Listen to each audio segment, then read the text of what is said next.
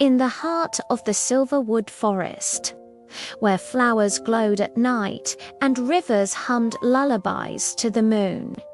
Every fairy was born with wings, bright wings, shimmering wings, wings that sparkled like stained glass in sunlight. Every fairy except one. Her name was Liora, and she was born without wings. The day she arrived, the forest fell silent. The midwives gasped.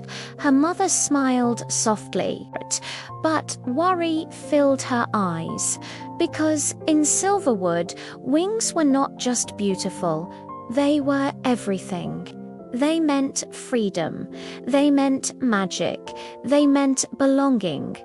Without wings, a fairy could not fly, and without flight, a fairy was seen as unfinished. As Liora grew, the other fairies learned to soar. They raced between treetops. They danced above waterfalls. They painted the sky with trails of light. Liora stayed on the ground. She ran beneath them. She watched, she memorized the patterns of their flight. And though she never said it out loud, her heart ached. One evening, during the festival of first flight, young fairies took to the air for the first time.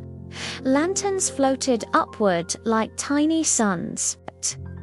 Liora stood at the edge of the meadow, hidden behind glowing lilies.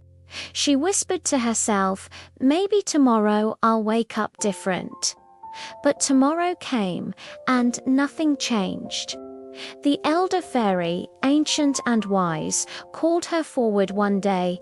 "Why do you not try to fly?" he asked gently.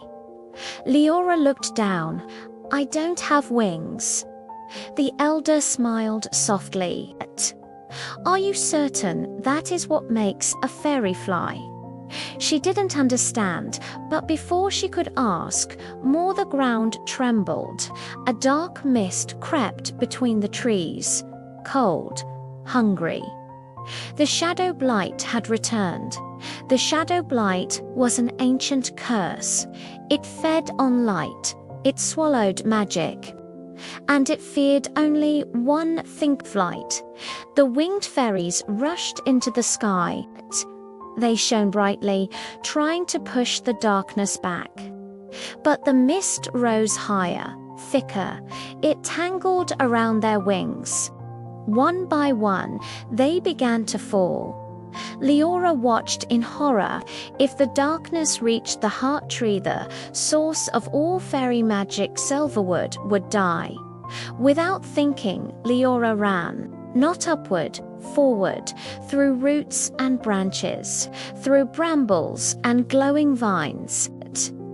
The darkness chased her, but it couldn't rise above the canopy fast enough, because she was on the ground where wings didn't matter. She reached the heart tree. Its glow was fading. The shadows wrapped around its trunk like claws. Liora placed her hands against the bark. "I don't have wings," she whispered, "but I am still fairy." And for the first time, she didn't feel small. She felt steady, strong, connected. The ground beneath her feet began to glow. Roots lit up like rivers of gold. The light traveled through the earth, through every tree, every flower, every hidden seed. The forest answered her, not from the sky but from the soil. The light burst upward in a wave. The shadow blight shrieked as it dissolved into nothing. The sky cleared.